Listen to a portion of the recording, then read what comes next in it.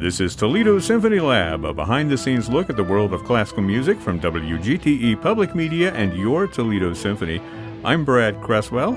Joining me today are the Toledo Symphony's president and CEO, Zach Vassar, principal second violin and artistic administrator, Merwin Sue, the TSO's marketing director, Felicia Canny. Also, our intrepid music director, Elaine Trudell, is here with us. Now we have a very special guest today that is the composer, conductor, producer, DJ, arranger, songwriter, panelist, and rapper.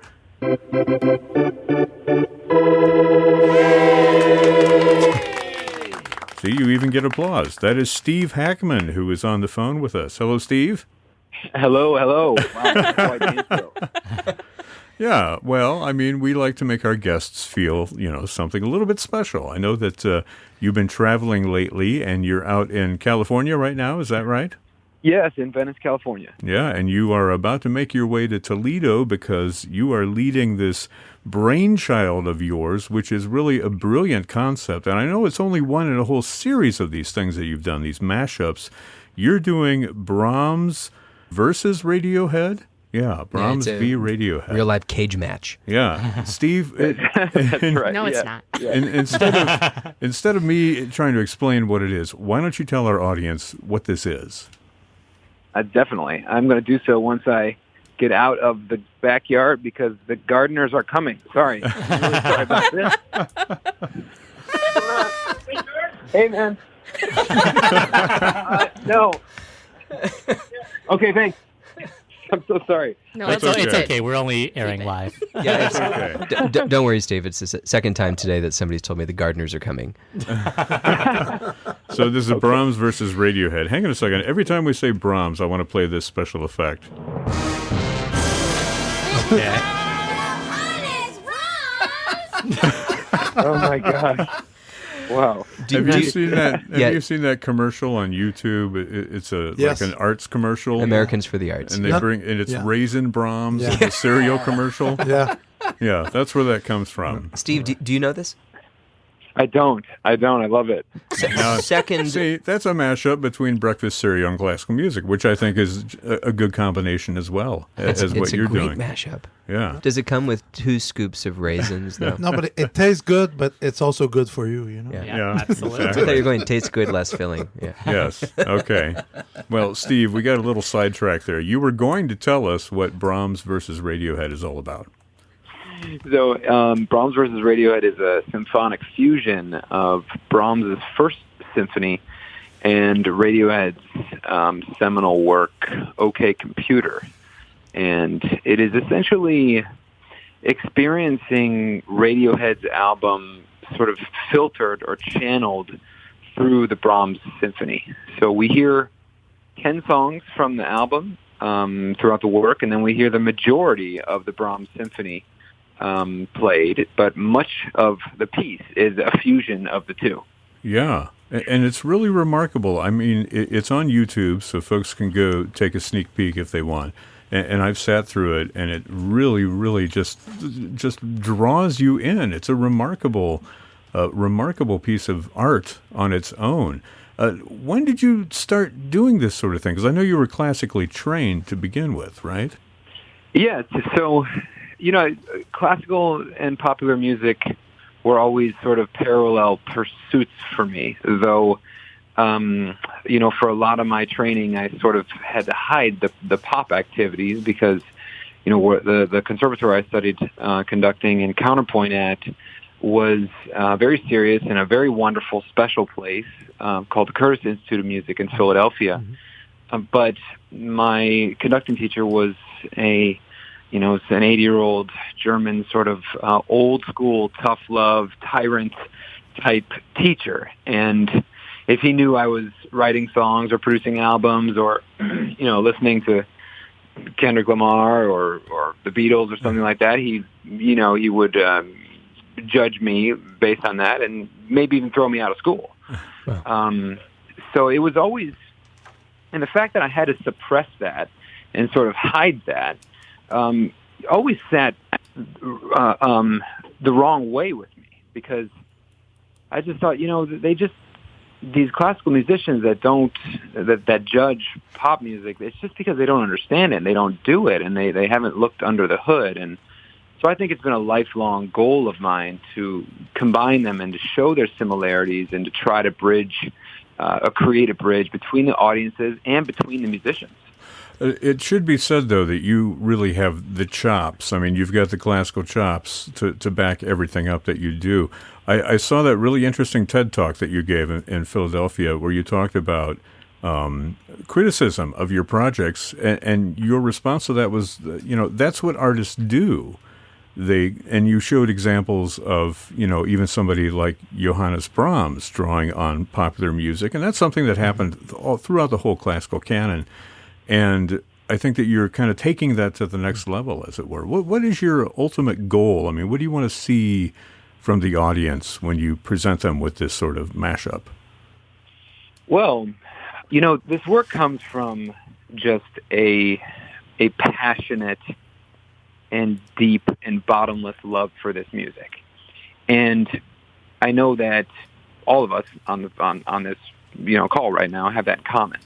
And we also have that in common with the audience, especially when you think about the people that will come to a subscription Brahms symphony concert or to hear Radiohead OK Computer. I mean, Radiohead fans are hardcore, and they are devout, and they have such a deep love and appreciation for the music. So, that I value that so much, and that is it's a true kind of privilege, and it's humbling for me to be able to make music for these people and with these people. And so I'm trying to provide a different perspective on the music and to sort of hopefully reveal a different side of the music by juxtaposing these things and introduce a Radiohead fan to Brahms. I mean, it's as simple as that. I mean, these people are my friends.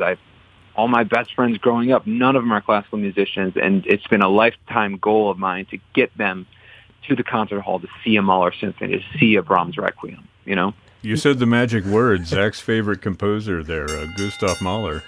So you get an A+ for that. Extra credit. Steve, you're doing great.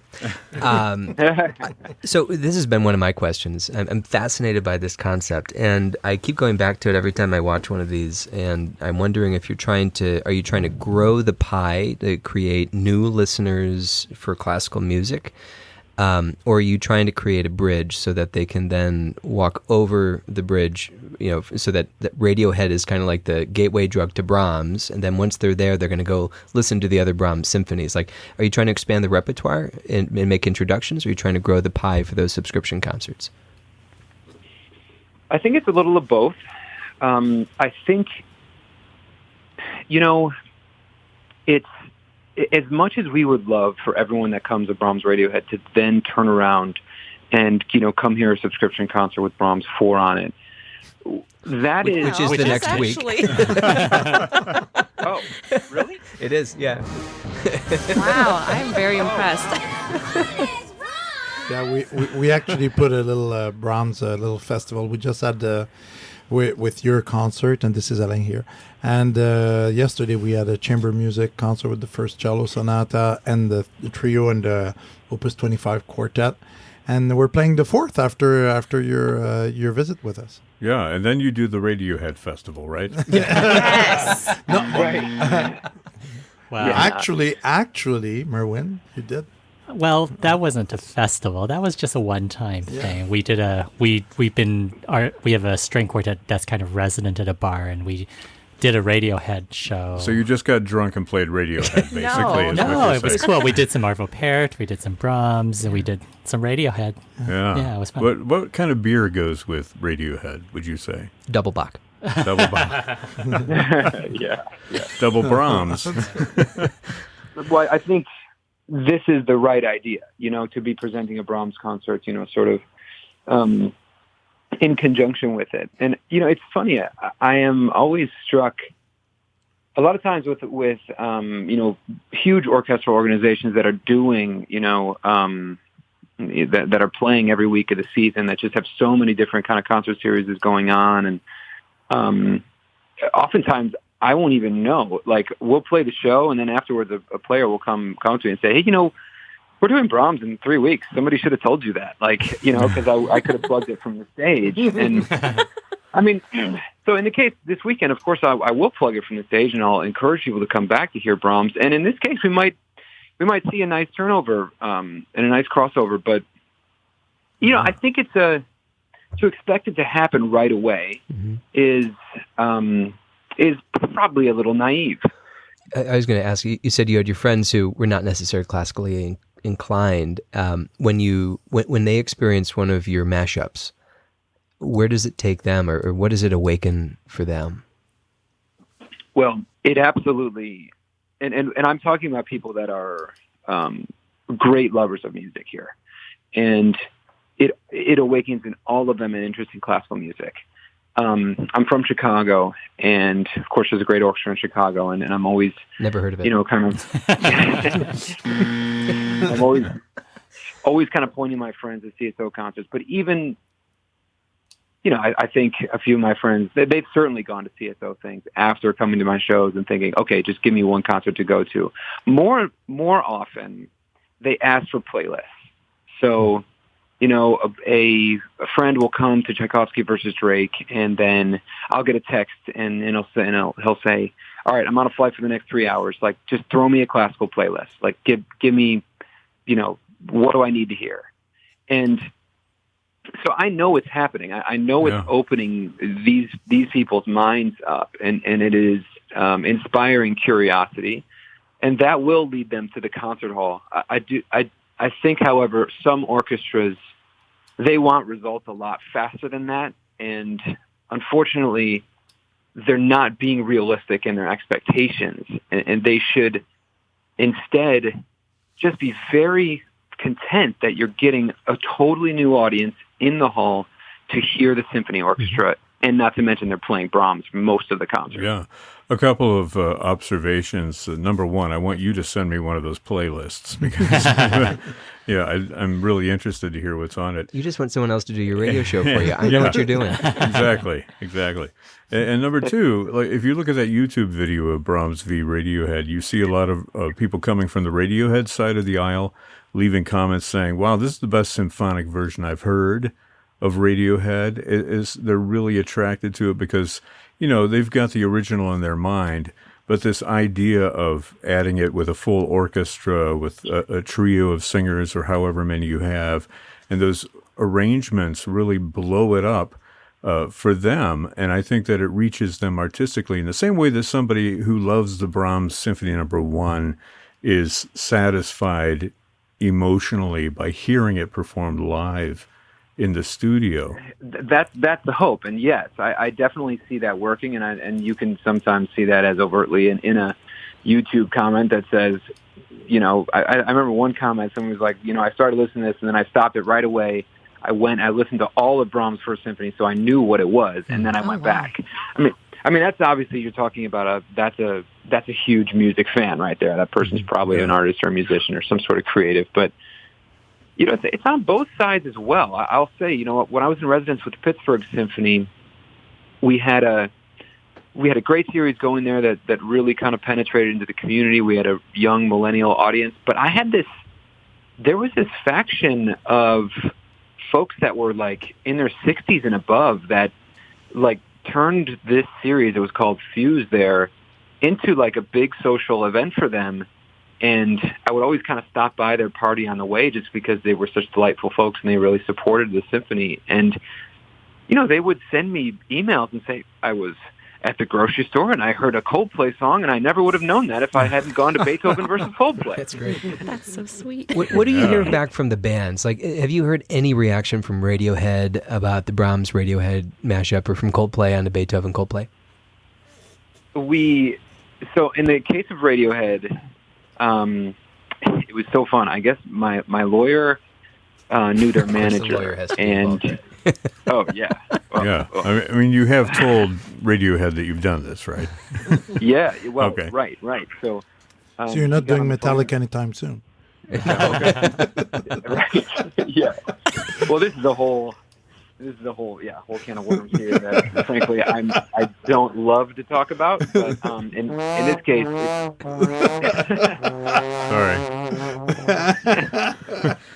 It's fun on this in this regard because my lawyer got their manager on the phone, and the manager was like, "Listen, I'm just going to get the guys on the phone, and they're just going to listen to it, and let's just get an answer right away." And literally, they conference called Radiohead in, and they pulled up the YouTube video, and they watched a few minutes of it, and they were like, "Yeah, fine, let him do it."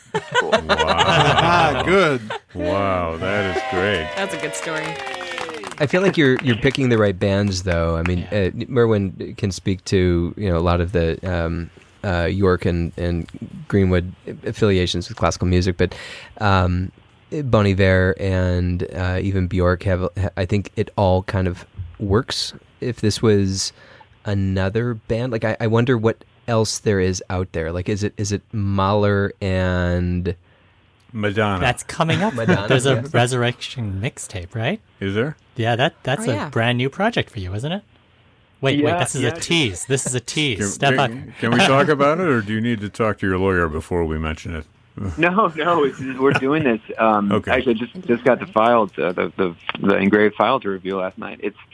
This premieres in April with the Indianapolis Symphony. So yeah, it's a piece called the Resurrection Mixtape, combining Mahler's Resurrection Symphony with the music of Tupac and Notorious B.I.G., Biggie Smalls. Wow.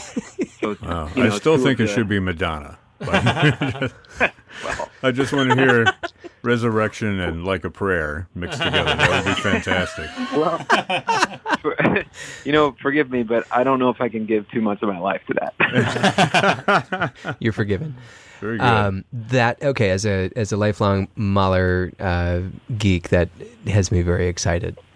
Well, I'm excited too. I mean, and with that one, the guest artists, we haven't touched on that yet, but the soloists are such a huge piece here because they're the true interface between the audience and the orchestra. They're delivering. So in the case of Brahms' Radiohead, Karen, Andrew, and Bill, their vocal delivery is so key because they meet in the middle.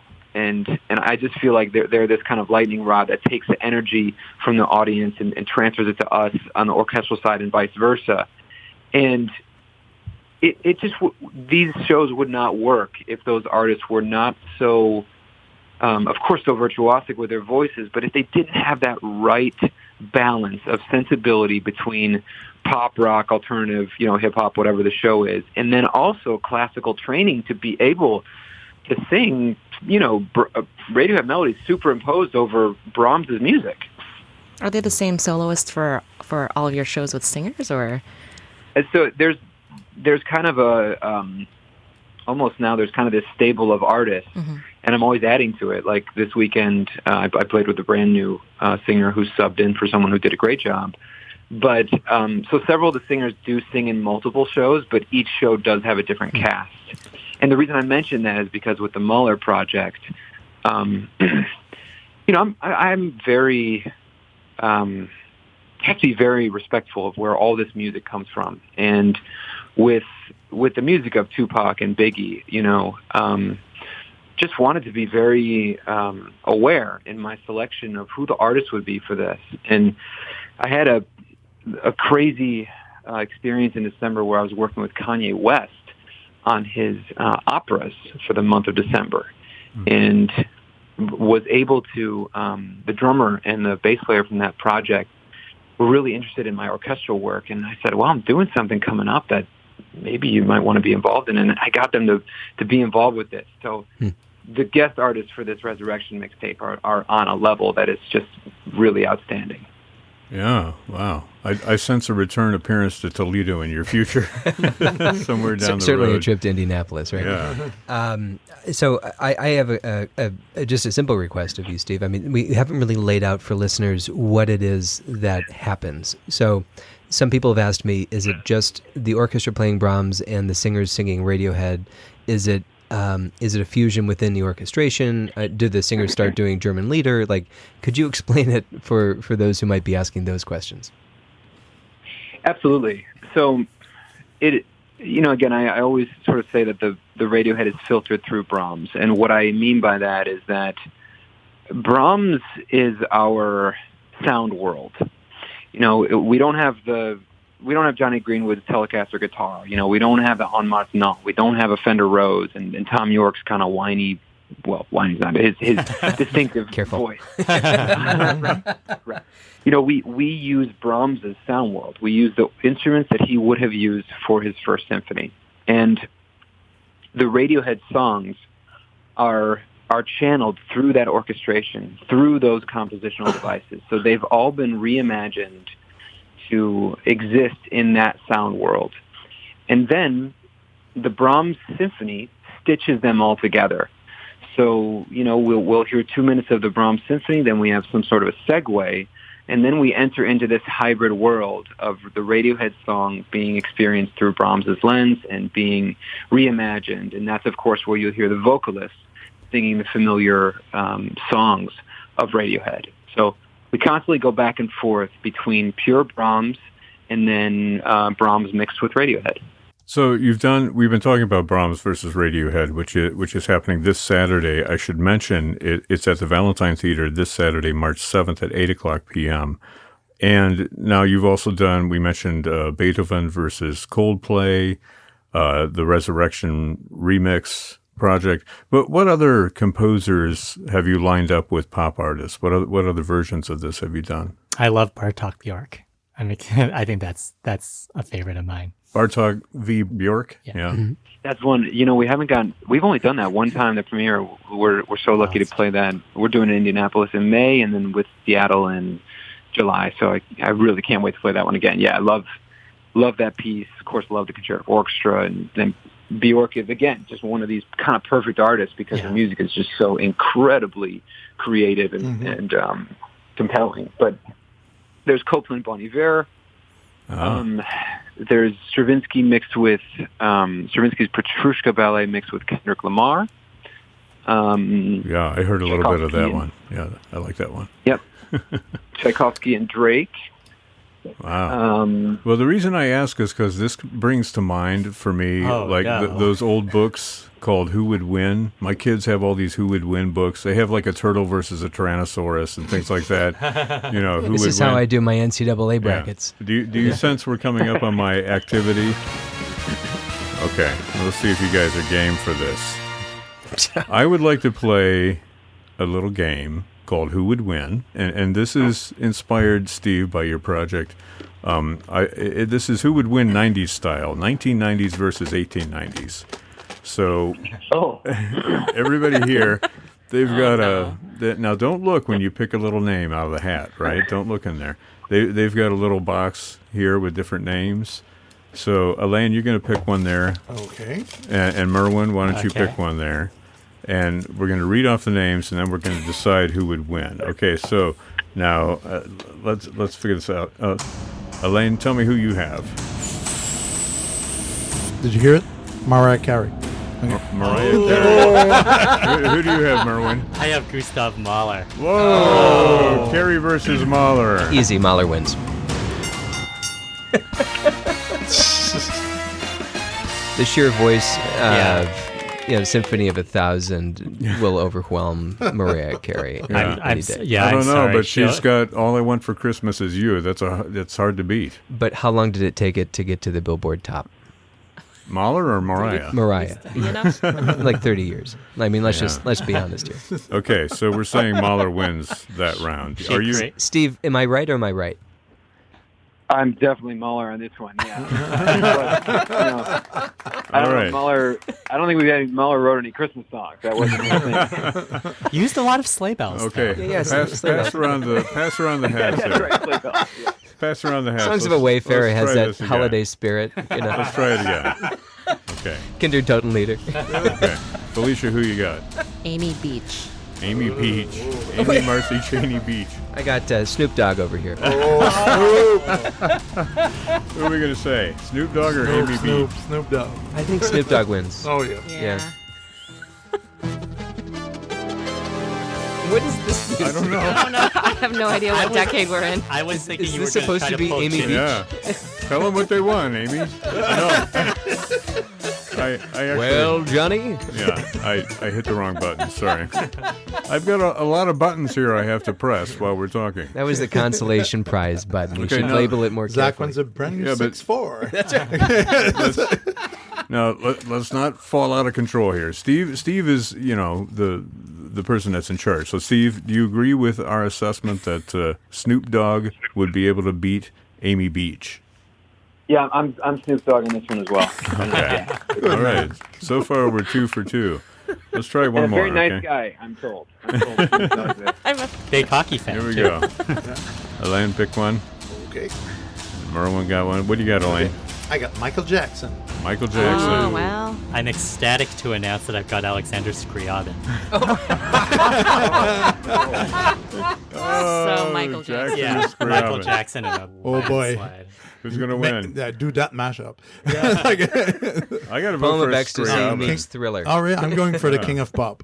Oh, You know, but it's interesting, though. The two of them both kind of apocalyptic in their own way, right? I mean, Michael Jackson has Thriller about zombies taking over the universe, and Scriabin was writing pretty that much piece. the same thing. Yeah. Bring on the end of the I do world. prefer Scriabin's Ecstasy. That's a tough call. What do you say, Steve? I think he Well- hung up. Oh. It's okay.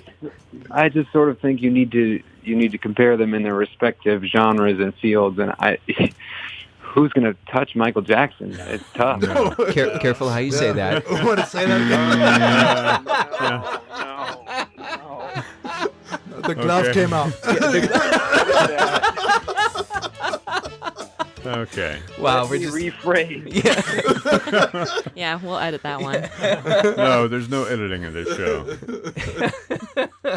Steve, this is Alain, music director of the orchestra. I really want to say that I'm very happy that you're coming to see us because, like you, I mean, I didn't start in a family that was about classical music and didn't take it for granted, and learned to love it piece by piece and work by work. And I think, like Duke Ellington said, there's good music and music we like best, music we like a little bit less. But I think it's a great way to bring music together. So I'm very happy you're coming to see us. Well, thank you so much, Elaine. And yeah, this has been just tremendous. Yeah, I would love to stick around and chat more. I don't. Well, I've never had the opportunity to have a conversation like this that includes. First of all, any member of the orchestra, maybe sometimes a person on the administration might come to an interview just to sort of accompany me, but to be able to chat with you guys about this is really significant for me. I want to say, because everyone's always saying, what do you say to the people that, sometimes criticize this or say you shouldn't do this and that? And I'm always saying, well, I wish I could just have a discussion. I can never talk about it with anyone. And so it's great, even though in this conversation it seems like there's a lot of support for this, which I'm enjoying. I'm also open to somebody saying, you know what, I'm just not cool with this.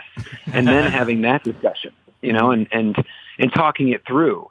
Because I can always feel those people in the orchestra, but I never get to talk to them. Where are you coming from with this whole project, Merwin? Well, I think that for me, I kind of grew to learn about Radiohead pretty late in my musical life. So, but as I discovered just how incredibly eclectic and unique their output is, I thought Radiohead is just an absolutely perfect entry point. And it was the first concert that we did with our quartet was Radiohead, just because there were so many different ways we could go with it, so many different points of inspiration. And I think that Brahms and Radiohead seem to go together really well.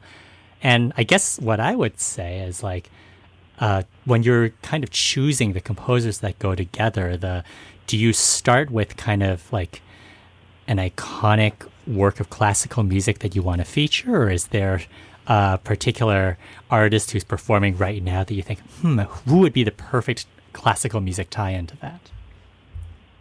It's really both. And I think that is kind of further evidence that this music all sort of exists on an equal playing field in my mind. There's one year, like when I first heard Kendrick Lamar's album Damn, and that's the one that won the Pulitzer Prize. I was overwhelmed with the depth and virtuosity and thought and how profound that record was. And I thought, I have to do something with this. And it kind of instantly occurred to me, all right, Stravinsky would be a great pairing. And then it became a question of which ballet to use. Yeah, Pulcinella would have made less sense. Right. Yes. Yeah. And it came down to, really it came down to, is it going to be Rite of Spring versus To Pimp a Butterfly, his previous album, which a lot of people think is better, but is just different, or would it be Petrushka versus Damn? So yeah, I just think, just like all of us, I've got a running list of things in my head that is the music that I love, that I want to try to introduce people to me to, and it could be led by popular or classical. It's worked both ways. What are some of your dream projects, things that you just haven't gotten around to exploring yet that you'd like to see happen in the future? Yeah. Well, big dream would be to take something to Kanye and see if he would, be interested in actually doing something, himself. And I'm sort of saving the Rite of Spring for him. Whether it's him in person, which of course would be, that's kind of a pipe dream, but it's a lot less of a pipe dream now that I know him. But it's like not like I can call him right now. But let's get him on the line. I'm sure he's listening. Yeah. I mean, I did play him the things I was doing, and it was fun to chat about it. But anyway, Kanye with Rite of Spring somehow, whether it's a new piece or whether it's one of his albums, which would certainly be My Twisted Dark Fantasy, which is his best record. Well, Steve, if you need an orchestra, I mean... Toledo Symphony, have violin, will travel. I'm looking at Merwin over will there. travel. Right?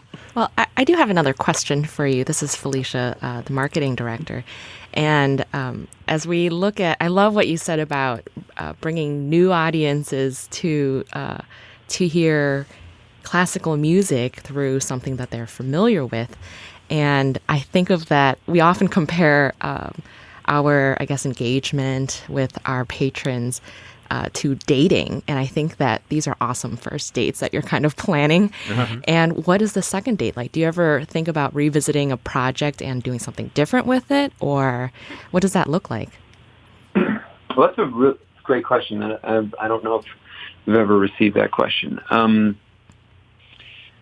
Well, the second date for me and an orchestra usually is like the next piece, the next fusion piece. Yeah. And that works most of the time, but sometimes it's difficult because, there are some situations where I'll visit an orchestra a certain amount of times per year. And it's sort of a series, and people can look at the series on a whole. But otherwise, it's sort of, orchestras will bring one in each year. But they don't necessarily connect them because, they don't know how the first one's going to go. And once it goes well, say, let's do something right away next year. But from a marketing perspective, those concerts aren't necessarily linked from the outset. So you're not sort of sending this message to the audience from the outset that this is something that will be happening regularly. So you have to then rely on the kind of remarketing to those folks, and then you also might have a total change in genre. Like if the first year is Brahms Radiohead and the second year is Tchaikovsky versus Drake, how much does that audience really cross over? That's true. So there are some challenges with that. Like I would rather start to just create sort of a relationship with the audience as sort of this interface between, for instance, Toledo Symphony and them. And that somebody that just brings different work. One year it might be this, one year it might be that, but what's staying constant is this kind of reimagination, this re-envisioning of this work and this, spectacular symphony orchestra. And I think that's what I was going at earlier when I asked if you're trying to grow the pie or make the introduction, is that like growing the pie, I feel like it requires some trust. So if you come to Brahms Radiohead, you have to trust that coming to another event will be as rewarding and that you're willing to take a bit of a leap of faith. And it could be Tchaikovsky Drake. It could be seeing Pulcinella. It could be that we need to think a little bit more innovatively to create follow-ups and to program adventurously. Definitely. Yes, that's something that's kind of it's uncharted territory a little bit, because most orchestras are just kind of content to just kind of keep booking shows. But as far as thinking beyond that, that's something that's fun to think about, and I'd agree. In a lot of my my presentations, I show a picture of the Boston Symphony in the 1890s, and I ask what looks similar here, and they always say the same things. You have the orchestra sits in the same layout than it does now, that they're wearing the same clothes. And I ask what's different, and they say, well, it's all men. The mustaches, I guess, are a little different. And I say, so what we define as success is often replicating what the Boston Symphony did in 1890 and not imagining beyond that realm of possibility. So I think as a programmatic challenge, what you're putting on the table right now is a beautiful way for us to take very seriously the ability to stretch expectations. I love that, and I would say that's a big part of my long-term vision here. I mean, I've always wanted these fusion performances to be one of many different techniques and approaches to reimagining the classical concert experience. There are 10 of these shows just because I've kept writing them, and there's been a bit of a demand for them, and I've also gotten faster at writing them. But if it doesn't evolve from here, then I'm not doing my job, and I'm not thinking creatively enough, and thus, even the Resurrection mixtape is a little different, and writing my own original music, and just hopefully coming up with more and more ways to just flip the concert experience and make it more relevant and well, maybe not relevant, just make it more kind of current and contemporary. Yeah. So I have a question for you. This is Ali. So I write music as well, and I conduct, and I play the trombone, and I do all kinds of things. We heard your trombone a little bit earlier. Yes, it was beautiful. I know. The sad trombone? But basically, it's a great lesson in humility each time we put some of our music next to the music of Mahler, of Beethoven, or Brahms. What you're doing is great. What I'm wondering is, in your original music, how much of this do you take with you, or how much do you need to depart from that, and how much space do you need between doing a project like this and just cleaning your head and just writing something of your own? I as a creator, I'm very curious about that. Where I need the space is actually to do something with my original music, because my artistic, just the calendar, just my time is very full right now with this fusion work. Basically, as soon as I see an open period, and oftentimes that'll be like in the summer, like, we all know things kind of slow down in August for this, in this industry, and sometimes January, I'll just grab that time and I'll write like crazy. And, like this past summer, I recorded a full album with actually full orchestra that I can't wait to release. And so it's flipping the switch isn't hard. As soon as I've got the time, I just go. But what's hard is just knowing that all this music is there, but it is it doesn't have an outlet, because my bandwidth, the output channel is very full right now with these fusion productions, which is wonderful. But I, of course, hope to, over time, change that and be able to introduce more of my original work, which is clearly in the same artistic vein of being this kind of hybrid between classical and popular music. Yeah, that's what the other thing I would ask you is that what's the influence in your music? So it's still in you're kind of staying true to yourself in both aspects of what you're doing. Definitely. I mean, I'm finding that. I mean, I love writing songs, and I love writing for the voice. And yeah, this album that I just wrote is very much kind of a concept album for full symphony orchestra and band, basically. So, and actually, I wrote it with that in mind because I thought, I've had now 7-8 years of writing these orchestra fusion pieces, and I've developed a very interesting technique here. So what if I applied that technique, the orchestra plus voices, to an original music project? And it was a lot of fun. So basically, we have a first date and a third date. We have to work on the second date. Yeah, what brings us what brings us to that initial first date? Towards a second date that brings us to your original music. Mm-hmm. You know? Yeah, and I thought you were talking about bases for a minute. You're talking about actual dates. Watch it, Brad. Yeah. Okay. I'm from Canada. We're polite. There it is. Bass trombone.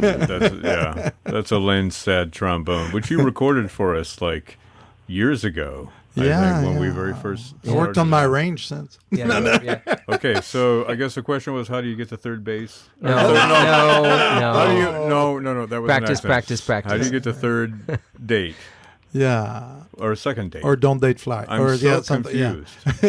Second date. Yeah. Dinner. No, it's that middle ground in between. Yeah. You know what I mean?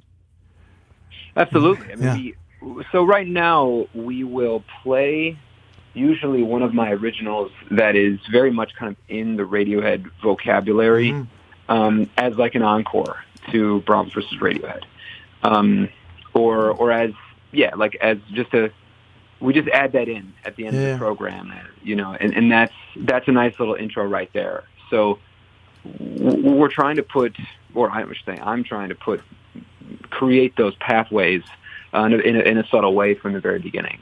Do you know about this, Merwin? Did you? Because you're like, all of a sudden your eyes opened up wide when you mentioned doing the encore. It's all good. Well, we're a flexible organization. In this case, we I mean, spoiler alert here, but we just don't have the time to do that because it's a lot to do in the time we've got. So in this case, we unfortunately. Merwin is a member of the Marvel Cinematic Universe because he was in the movie The Avengers as a violinist, and I kid you not. So he's always prepared with an encore. We can just send him out afterwards. I don't see how you got that from my 12 seconds on screen. Yeah, well, you're a superhero, right? The violin superhero. And you've played Radiohead in a bar. I mean, what more do you need? Right? Sounds like the beginning of a joke. Yeah. Steve, I have just a couple questions for you. I'm sorry to take so much of your time, but one thing I'm really interested in these mashup shows is their overall duration and whether there's an intermission. Are they all about an hour long?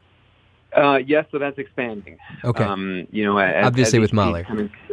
It gets more right. So in the case of Mahler, I can tell you, this was a challenge because the series that that I conduct on in Indianapolis that I'm creative director of, we do about 4 of these a year, and that's a short concert experience. It's of course a 90-minute kind of session or whatever, but usually they only want about 60 minutes of music.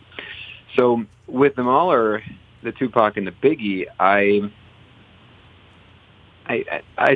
set out to just compose a 60-minute work, sort of like all the others. But there was just too much to say. I mean, as you know, the first movement of Mahler 2 is already 26 minutes long, and so you add a bunch of Tupac and Mahler in there, or Tupac and Biggie in there, and you've got yourself a 45-minute movement. But the problem is, if that's the show, you don't get the narrative arc of the Mahler Resurrection Symphony because you've only got the funeral. Which is appropriate for Tupac, right? But that's no.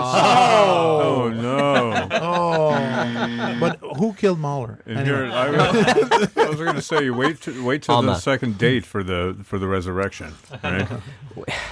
Well, that's kind of what that's sort of what we're going to do in Indy. We're going to do basically part 1 and part 2. But when that piece is presented with an orchestra that can have a full, 2-act concert will do the whole thing, but provided we've got the rehearsal time. But we just did a show this weekend in Florida that's called Masterpalooza, which is a bunch of different artists, composer pairings, all tied together by this sort of narrative of the storyline of an imaginary music festival where you've got all these composers and artists in the same place, and they're all hanging out, they're making music together, they're having a beer backstage together, they're improvising together, fights. all that. Getting into bar fights, yeah. Okay. Absolutely. Beethoven and Beyonce are flirting, and there's all these fun things, but that's a 2-act show, to answer your question. So I just love this idea of an introduction to attending symphony performances, or maybe a reintroduction, and it's easily digestible. It's an hour long. You're in, you're out, and you're left to really enjoy the evening. And I sometimes feel like we should all be focusing on a 60 to 80 minute product as opposed to a 2-hour product, because I just feel like our attention spans are heading in that direction. What do you think about that? I agree with that. Good answer. Yeah, no, I definitely, I do agree. And, it'll be great. We'll chat afterwards on Saturday, because the audience will hear just Brahms Radiohead, and that's a 65-minute piece and let's say 5 minutes of introduction for me to explain the piece at the top. I mean, it's a lot of music. That's a considerable experience by itself. But usually orchestras will say, "Oh, we need some sort of a first half or something," and then we'll break the Brahms Radiohead up into 2 halves. I just think the last time we did Brahms 1, we had the Clara Schumann piano concerto and one of Robert's overtures. I mean, that's a lot of music too, right? Yeah, that's a lot of Brahms and Schumann and Schumann. Yeah. So, how long ago did you do Brahms Radiohead? Just trying to figure that out. I think it was written in 2013. So, do you ever get frustrated that you chose OK Computer? Like when Moonshaped Pool came out, did you say, "Oh crap, this would work so much better"? No, and I mean, these are. It could have been. Well, I don't want to say it could have been any album, because I don't like them all as much equally. But it could have been In Rainbows, could have been Kid A, and indeed, I've thought about doing a Brahms Radiohead Part 2 with either In Rainbows or Kid A, and maybe Brahms 2. This is really where I was going with the question, so I'm happy that you admitted that. Yeah, but the thing about that is, and again, this is something I'd love to chat with all of you about after the experience on Saturday, but, okay, you could write a Brahms Radiohead Part 2, but the reality is that a lot of people that see Brahms Radiohead would be very happy to come see it again. Sure. It's like seeing an opera. It's enough of a spectacle that you just want to see it again and re-experience it, because it's so unusual. Well, there's a lot to process, I think. Yeah. It's a lot to process, and indeed that has started to happen. We had I think Columbus was the first one to just book it again a couple years later, and we thought, okay, this is a great experiment, and could be a great proof of concept in what we think could exist, which is this a desire to just come back and experience it again. So yeah. Well, we should probably wrap it up. I know people have places to go and things to do, and you've been very generous with your time, Steve. Does anybody want to put in a last word or last quick question to Steve before we go? Well, going back to your activity. Yes, my activity. Who wins, Brahms versus Radiohead in the cage match? Oh, yeah. Well,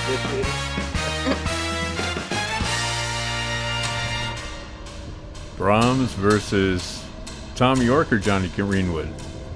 There will be blood. That's quite good. Wow. Okay, Steve, final answer. Yeah. Well, I don't know that you're going to like my answer in this case, but it's not a competition.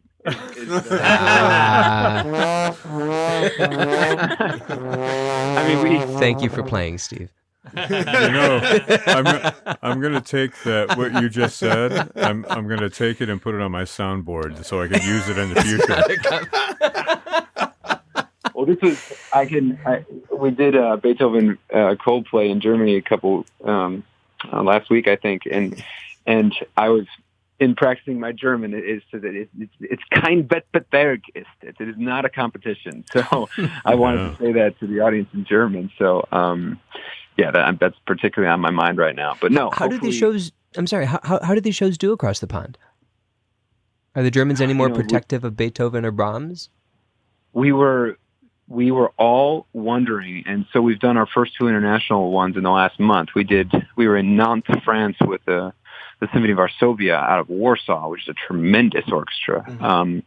And then we were in Hagen, Germany, and it was overwhelming over there. It really felt like the audience, they just got it. Mm-hmm. Not that they don't in the States, but it felt deeper. I think probably just because they know the original more. I would think they would be even more receptive than American audiences because of the experimentation that goes on there in the theater as well as in the concert hall. That's great. So, that's great. Yeah, but, if you're in Hagen, Germany, which is, just it's like an hour from Beethoven's birthplace, you do wonder, are they going to be more protective? So in these first couple outings, they were really wonderful experiences. Yeah. They showed up with their Beethoven T-shirts on. and a lot of Haagen-Dazs. Yeah, I thought of that earlier, Haagen-Dazs. Nice. No, none of that, unfortunately. I think we learned that's an invented marketing thing. Yeah, you have to add that to your resume, marketing consultant. We got a lot of good advice from you today. Steve Hackman is bringing his show Brahms versus Radiohead to the Valentine Theater this Saturday, March 7th, 8 o'clock p.m. More information at ToledoSymphony.com or 419-246-8000. Steve, I know you have a website too. You want to tell folks what that is? Oh, sure. It's just my name.com, stevehackman.com. Okay. Steve, thanks so much for spending all this time with us and talking with us. We can't wait to have you here in Toledo for this wonderful concert. Safe travels, and we'll see you soon. Yeah, I can't wait to meet you all and make music together. I really appreciate it. This program is a production of WGTE Public Media in collaboration with our sponsor, the Toledo Symphony, with generous support from the Rita Barber Kern Foundation. You can download episodes of our program as a podcast by going to our website at wgte.org/lab. You can also subscribe to us through your podcast app of choice, including Apple and Google Podcasts. My thanks to Zach Vassar, Merwin Sue, Felicia Canny, Elaine Trudell, and of course to Steve Hackman. I'm Brad Cresswell. You've been listening to Toledo Symphony Lab from FM 91.